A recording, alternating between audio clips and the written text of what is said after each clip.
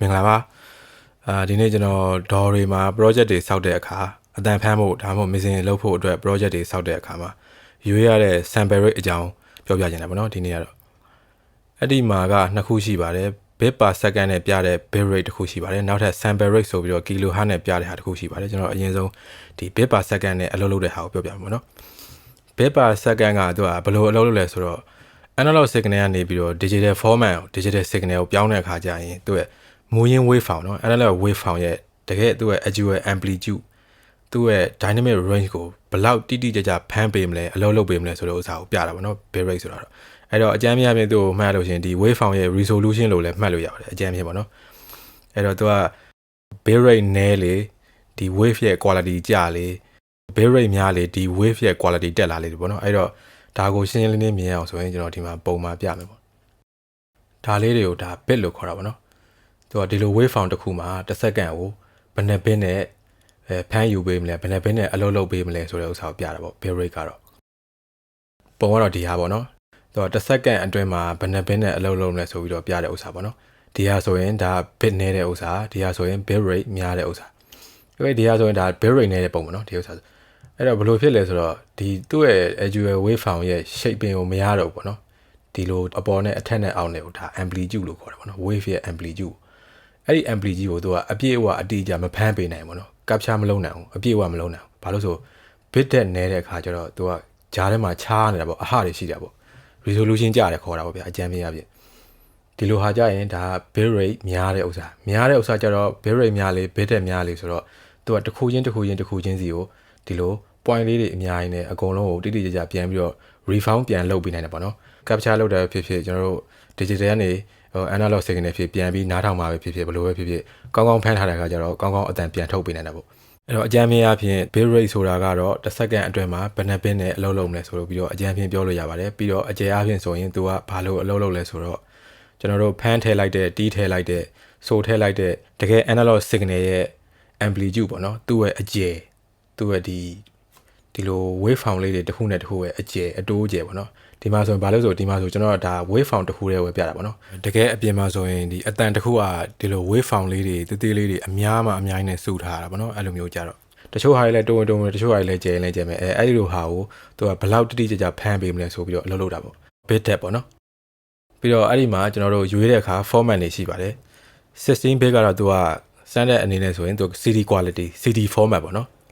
ဒါပေမဲ့16 bit နဲ့လည်း wave form ထုတ်လို့ရပါတယ်ဒါပေမဲ့24 bit နဲ့ထုတ်တဲ့ wave form လောက်တော့အဆင်မပြေဘူးပေါ့နော်အဲ့တော့24 bit ကကြတော့သူကတော့တကယ် standard studio quality mixing and mastering တွေလုပ်ဖို့အတွက် quality ပြည့်မီတဲ့ဒါ bit quality ပေါ့နော်ဒီမှာကျွန်တော်တို့ data ထုတ်ကြရင်24 bit နဲ့ပဲထုတ်ကြတယ်အဲ့တော့အများသောဖြစ်မှာနော်24 bit နဲ့ထုတ်ကြတယ်ဆိုတော့ဒါကတော့ standard quality ပေါ့ဒီမှာဆိုရင်တော့တခြားအရန်ကောင်းတဲ့ studio တွေဆိုလို့ရှင်လဲဒီထက် bit rate များတဲ့ဟာတွေနဲ့ sampling လုပ်ကြမှာပေါ့ဖမ်းကြမှာပေါ့နော်အဲ့လိုမျိုးပေါ့ bit rate များလေသူ့ရဲ့ amplitude ကိုအတိအကျရလေ dynamic range ကျယ်လေသဘောတရားအဲ့လိုပေါ့နော် bit rate နည်းလေသူ့ရဲ့ amplitude ကိုကောင်းကောင်းမဖမ်းနိုင်လေ dynamic range နည်းလေပေါ့အကြမ်းဖျင်းပြောရရင်တော့ wave form ရဲ့ resolution ကျလာတယ်ပေါ့အဲ့လိုပြောလို့ရပါတယ်နောက်တစ်ခုကကြာတော့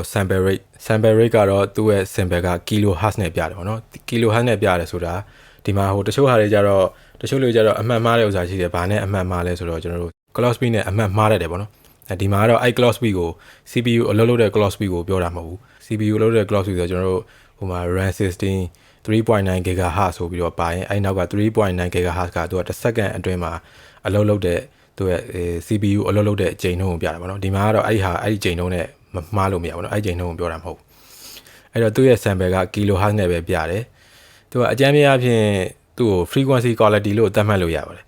်သူအလုပ်လုပ်ပုံကဘယ်လိုလဲဆိုတော့သူက audio wave form တစ်ခုကိုတစ်စက္ကန့်အတွင်းဘယ်နှကြိမ် sampling လုပ်မလဲတနည်းအားဖြင့်ဖမ်းယူမလဲဆိုတာကိုပြတာပေါ့နော် capture လုပ်တာပေါ့ဒီ sample ဒီ wave form ရဲ့ shape ကိုပေါ့နော် capture လုပ်တာပေါ့အဲ့တော့ကျွန်တော်တို့ 44.1 kHz ကိုရွေးမယ်ဆိုလို့ရှိရင်သူကတစ်စက္ကန့်မှာအကြိမ်ပေါင်း4400နဲ့ဒီ wave form ကို capture လုပ်မှာအဲ့လို capture လုပ်ရင်သူက 44.1 kHz နဲ့ sampling လုပ်လို့ရှိရင်ကျွန်တော်တို့frequency range ဘယ်လောက်ထိရလဲဆိုရင်0ကနေ 22.5 kHz ရတယ်ဒီမှာလဲနောက်ထပ် kHz တစ်ခုဒီ kHz ကကြတော့ကျွန်တော်တို့ whole sample rate အလုပ်လုပ်တာနဲ့မတူဒီ kHz ကသူက frequency range ကိုပြောတာfrequency spectrum ပေါ့နော် အဲ့တော့0ကနေပြီးတော့ချိန်နှုန်း 22.05 kHz တိရတယ်အဲ့တော့ကျွန်တော်တို့လူတွေကြားနိုင်တာက20 Hz ကနေ20 kHz ဆိုတော့ဒါ 44.1 နဲ့ဖမ်းတယ်ဆိုလို့ရှိရင်ဒါကျွန်တော်တို့ကြားရတဲ့ frequency spectrum range နဲ့ကိုပါသွားပြီပေါ့နော်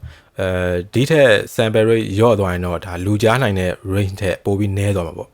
ဥပမာပြပြပါပေါ့နော် 44.1 နဲ့မဖမ်းမနဲ့ကျွန်တော်30.1နဲ့ဖမ်းမယ်ဆိုလို့ရှိရင်ဥပမာ0ကနေပြီးတော့ဟို20အထိမရောက်ဖ ೇನೆ 0ကနေ16အထိရောက်သွားတာမျိုးလဲဒါမျိုးဖြစ်ကောင်းဖြစ်နေအဲ့ကြရင်ကျွန်တော်တို့လူတွေကြားရတဲ့ range တွေနည်းသွားပြီပေါ့နော်အဲ့တော့ DAW တွေမှာ sample rate ရွေးမယ်ဆိုလို့ရှိရင် 44.1 kHz ထက်နည်းတာမရှိတော့ဒီထက်နည်းလို့ရှိရင်ဒါလူကြားနိုင်တဲ့ range ထဲကိုမရောက်တော့ဘူးเนาะသူဖမ်းနိုင်ပြန်ထုတ်ပေးနိုင်တဲ့ဒီ frequency spectrum အကယ်၍ကျွန်တော်တို့48 kHz နဲ့ဖမ်းမယ် sampling လုပ်မယ်ဆိုလို့ရှိရင်သူဖမ်းနိုင်တဲ့ပြန်ထုတ်ပေးနိုင်တဲ့ frequency range က 24.05 တိရတယ်ပေါ့နော်အဲ့လိုတက်သွားတာပေါ့တက်သွားတဲ့အခါကျတော့ကျွန်တော်တို့ပြန်နားထောင်တဲ့အခါတချို့ဟာလည်းနားနဲ့မကြားဘူးဆိုပေမဲ့ process လုပ်တဲ့အချိန်မှာဥပမာ mix down ဆွဲတာတို့ master ချတို့အတွက်ဒါပို့ပြီးတော့အဆင်ပြေတယ်ပေါ့48နဲ့ဖမ်းတယ်ဆိုလို့ရှိရင်သူက frequency headroom ပိုတက်လာပေါ့နော်ပိုများလာပေါ့48နဲ့ဖမ်းထားတာကိုကျွန်တော်တို့ပြန်နားထောင်မှဆိုလို့ရှိရင်44နဲ့ဖမ်းတာထက်ဟို high end တွေမှာပို့ပြီးတော့ရှင်းလင်းမယ် smooth ပိုဖြစ်မယ်processing လုပ်ရတဲ့နေရာမှာပိုကောင်းလာမယ်အဲ့လိုမျိုးပေါ့